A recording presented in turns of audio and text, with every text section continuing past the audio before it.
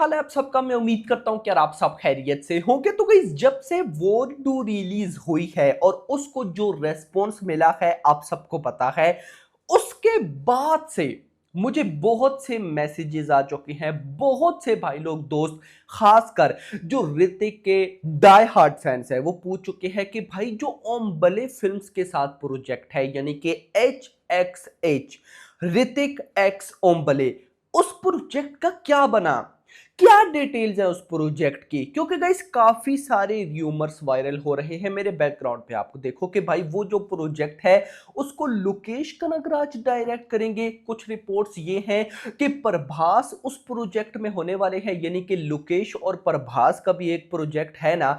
तो लोकेश कनगराज, प्रभास और ऋतिक, मतलब कि मिलकर ये प्रोजेक्ट होगा। मतलब इतने सारे र्यूमर मैं आपको गाइस एग्जैक्टली बताने वाला हूं। ये HXH, ऋतिक एक्स ओम बले, ये प्रोजेक्ट क्या है, इसमें अभी तक की क्या अपडेट है, कौन इसको डायरेक्ट करने वाला है, कहानी कैसी होने वाली है, एंड कब तक भाई ये हमें देखने को मिलेगी। इसी के साथ क्रिश 4 की भी अपडेट बताऊंगा। और इतना नहीं, वॉर 2 की बॉक्स ऑफिस कलेक्शन भी देखेंगे कि भाई कहां तक पहुंची मूवी, क्या हो रहा है, क्या नहीं हो रहा। तो ये सब भाई साहब जानने से पहले वीडियो को लाइक करो ना मेरा भाई, लाइक करना पड़ेगा। मुझे ना गाइस मेरे कॉलेज टाइम याद आ गया। मेरे कॉलेज में एक हमारे टीचर थे, वो कहते थे पढ़ना पड़ेगा तो आपको भी लाइक करना पड़ेगा। तो तो जितने भी भाई लोग देख रहे हैं, दिल खोल के वीडियो को लाइक करो भाई। लाइक नहीं किया तो क्या किया। जितना ज्यादा लाइक करते हो उतना मेरा दिल करता है कि आपको इनसाइड रिपोर्ट्स लाकर, ये जो मैं आपको अपडेट बताने वाला हूं, ये कोई भी नहीं आपको बताएगा, गारंटेड। कहीं और से आपको पता लगी हो तो मुझे जरूर बता देना कि हमें यहां से पता चली। एंड चैनल को भी सब्सक्राइब करना है। सबसे पहले भाई साहब हम बात ही करते हैं ओम बले एक्स ऋतिक के प्रोजेक्ट की। मच एंटिसिपेटेड इस टाइम ये हुआ पड़ा है। इंटरेस्टिंग चीज ये है ना कि वॉर 2 के आने के बाद भाई बदनाम कौन हुआ। देखो, वॉर 2 में तो YRF स्पाई यूनिवर्स मतलब नाम था, NTR का नाम था, ऋतिक का नाम था, क्यारा का नाम था। बदनाम कौन हुआ, ज्यादा ज्यादा बदनाम हुआ YRF और भाई NTR।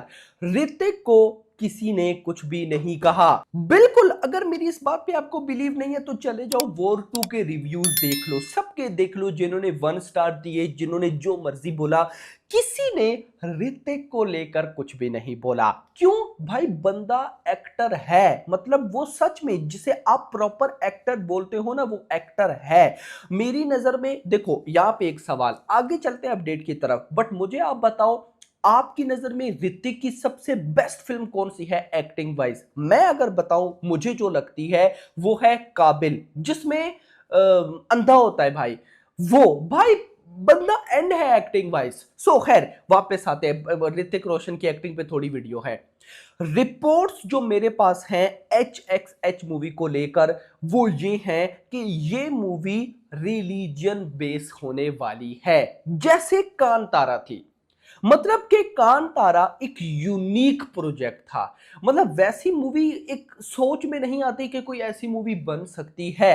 एक यूनिक रिलीजन बेस्ड मूवी थी वो।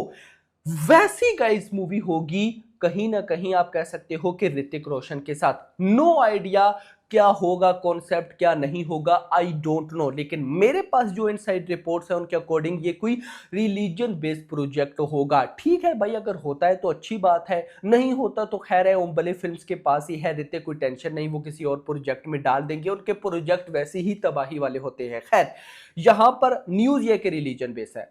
नंबर 2, अभी का इस रिसेंट ओम बले फिल्म्स की एक मूवी आई थी, महाअवतार नरसिम्हा, एनिमेटेड मूवी, जिसने भाई रिकॉर्ड्स पे रिकॉर्ड्स क्रिएट कर दी हैं।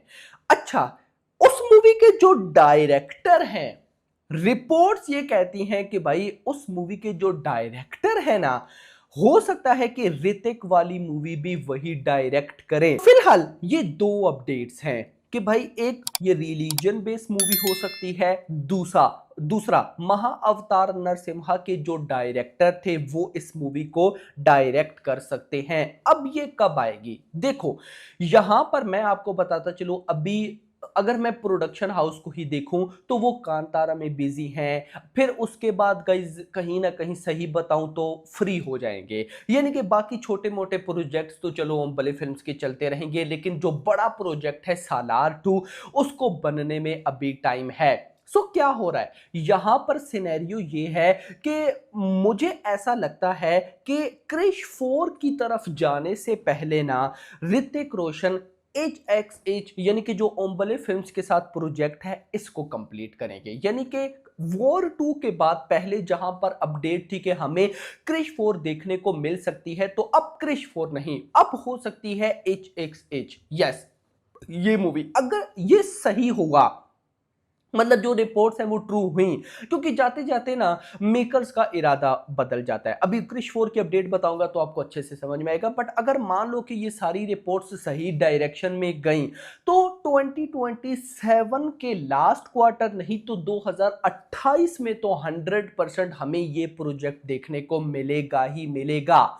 यस मेरा भाई, यानी कि 2027 में आने के बिल्कुल चांसेस हैं, बट मुझे नहीं लगता। उसकी रीजन ये है कि 2027 पैक्ड होगा मेरा भाई, गारंटेड पैक्ड होगा। अभी इतनी मूवीज भाई साहब पेंडिंग पड़ी है ना, तो मैं 2028 से लेकर चलूंगा, उससे पहले नहीं। आपका क्या कहना है कमेंट्स में बताना। उसके बाद गाइज आओ क्रिश 4 पे। क्रिश 4 को लेकर मेरे पास एक अपडेट है कि भाई ये मूवी की जो कहानी होने वाली है ना भाई, वो होगी टाइम ट्रेवल बेस्ड। यानी कि जो डायरेक्टर या जो प्रोड्यूसर हैं अपने ऋतिक के फादर, यानी कि वो इस मूवी की कहानी पे ही पिछले कई सालों से वर्क कर रहे हैं, कहानी को ही बढ़िया बना रहे हैं। और मैं बोलूंगा कि ये बिल्कुल सही कर रहे हैं। वॉर 2 के फ्लॉप होने के पीछे एक रीजन कहानी भी है कि भाई यार वो जो एक था टाइगर या वॉर 1 या फिर टाइगर जिंदा है वाली कहानीज होती थी, अभी YRF की मूवीज में वो नहीं है। ऐसा मैं नहीं बोल रहा, ऐसा पब्लिक बोलती है। मतलब कि सारे बोल रहे हैं कि वॉर 2 के फ्लॉप होने के पीछे रीजन है बैड VFX या ये, भाई मेन रीजन कहानी है। पब्लिक को कहानी उस लेवल की नजर आई ही नहीं है। मतलब मुझे बताओ ना, अभी थिएटर्स में वो एक सुपर हीरो मलयालम मूवी चल रही है लोका चैप्टर 1, 30 करोड़ का बजट है, उसका बजट ओवरसीज कलेक्शन से रिकवर कर लिया है। क्यों चल रही है वो? क्या उसमें भाई बड़े सुपरस्टार्स हैं? नहीं है, सिर्फ चल रही है क्योंकि कहानी यूनिक है। आज के टाइम पे कहानी का यूनिक होना बहुत ज्यादा जरूरी है। तो अगर मेकर्स इस चीज पे वर्क कर रहे हैं तो भाई मैं कहता हूं कमाल। और वैसे भी बॉलीवुड में इस लेवल की मूवी नहीं है भाई। मतलब लोका चैप्टर 1 जो कि Malayalam movie super hero type है, हिंदी ऑडियंस उसके लिए एक्साइटेड हुई पड़ी है कि उसको हिंदी में डब करके रिलीज करो। सोचो कि मलयालम मूवी के लिए भाई हिंदी ऑडियंस तरस रही है, तो जब अपनी बॉलीवुड की मूवी ऐसे लेवल पे आए जिसकी कहानी यूनिक, बड़े स्टार, भाई वो क्या बॉक्स ऑफिस कर सकती है। तो अगर मैं क्रिश 4 की बात करूं ना तो फिर बोलूंगा Krrish 4 is not a normal project. यानी कि इस प्रोजेक्ट पे सबसे पहले तो एक बड़ा पैसा लगना है जो कि टाइम के साथ बढ़ता जा रहा है ना यार। सिंपल चीज देखो, आज के टाइम पे और अगर 10 साल पीछे चले जाओ, आपको जो चीज 10 साल पहले 100 की मिलती थी आज वही चीज 1000 की मिलती है। मतलब कि क्रिश 4 अगर आज 500 करोड़ के बजट में बनती है तो 2 साल के बाद 600 करोड़ के बजट में बनेगी, 700 करोड़ के बजट में बनेगी। तो बजट भी इसका इंक्रीज होता जा रहा है। और मैंने आपको ये लास्ट वीडियो में भी बोल दिया था कि YRF ने ऑफिशियली ये बोला था कि भाई हम खुद क्रिश 4 पे पैसा लगाएंगे, बट वॉर 2 के बाद मुझे नहीं लगता कि YRF कुछ ऐसा करेगा। कर सकता है अगर अचानक से कोई अपडेट आ जाए तो, अदरवाइज बिल्कुल भी नहीं। अब ये तो बात दोनों मूवीज की हो गई।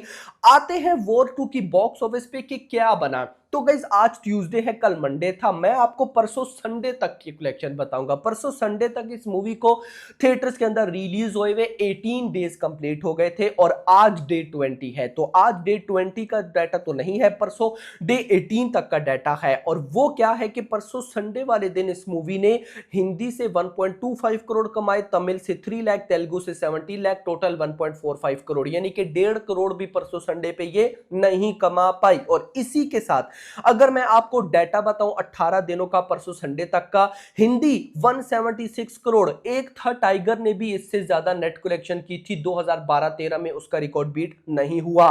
तमिल 2.18 करोड़, तेलुगु 56 करोड़ और टोटल कितने हुए हैं भाई 234 करोड़, 234 करोड़ की नेट कलेक्शन, अगर मैं इसको ग्रॉस में कन्वर्ट करूं तो भाई साहब ये 280 करोड़, ओवरसीज से 77 और टोटल 357। मतलब वही हमने जब पता नहीं कब 3 4 5 एक हफ्ता पहले बॉक्स ऑफिस बताई थी तो 350 करोड़ थी, अभी भी 357 7 करोड़ बढ़ा है। मतलब मूवी ऑफिशियली डेड है। आपका क्या कहना है कमेंट्स में बताना। वीडियो पसंद है, वीडियो को लाइक करना, चैनल को सब्सक्राइब करना और अगली आने वाली वीडियो तक अपना ख्याल रखना। Thanks for watching.